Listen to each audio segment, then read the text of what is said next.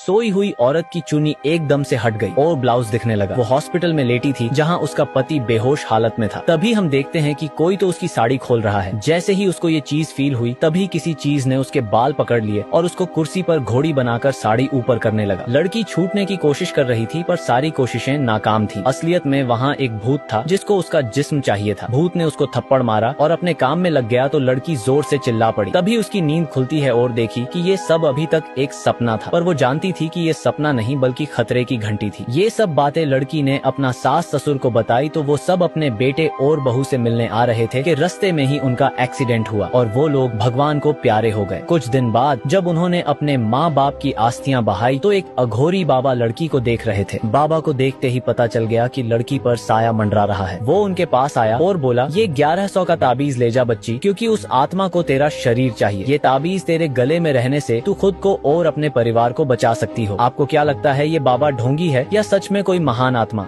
रोहन गंदी फिल्में देखकर गंदे काम कर रहा था कि तभी उसकी भाभी ने उसको पकड़ लिया और रोहन ने झट से फोन बंद कर दिया और खड़ा हो गया। वो बहुत शर्मा रहा था और दोनों एक दूसरे को देखकर क्या करे समझ नहीं पा रहे थे। भाभी वहाँ से चली जाती है और देवर सोचा कि ये क्या हो गया हमसे। भाभी ने देख लिया, अब वो क्या सोचेगी हमारे बारे में। उसके बाद उसके भैया उसको बोले, बेटा तू इस बार पास नहीं हो पाएगा क्योंकि तेरा पढ़ाई में ध्यान नहीं है। वो बोला, क्यों भैया? वो बोले, क्योंकि तूने कॉपी उल्टी पकड़ी हुई है। तेरी उम्र टेंशन लेने नहीं देने की है, चल अपना ख्याल रख। असलियत में भाभी बहुत अकेली थी क्योंकि उसके पति एक फौजी थे और बहुत टाइम से घर नहीं आए थे, इसलिए वो रात को खीरे के ऊपर गुब्बारा चढ़ाकर खीरे से ही अपना काम चलाया करती थी। रोहन भाभी से सॉरी बोलने आया पर उसको सुना कि रूम से आ की आवाजें आ रही हैं। उसने खिड़की से जाके देखा तो भाभी पूरा का पूरा खीरा अंदर समाये बैठी थी। उसने दरवाजा खड़काया और भाभी ने दरवाजा खोला। वो बोला, मुझे कुछ कहना है। उसने हाँ बोलिए कहा। वो अंदर आया और बोला, भाभी मैंने भी आपको आज देख लिया, हम दोनों बहुत अकेलापन महसूस करते हैं, क्यों ना इसको साथ में खत्म कर दे। उसने भाभी को छुआ तो उसने थप्पड़ मार दिया। रोहन ने दोबारा ट्राई मारा तो भाभी हंस दी और भाभी का भी मूड बन गया। इसके बाद क्या हुआ आप सोचो। शीला बाटब में थी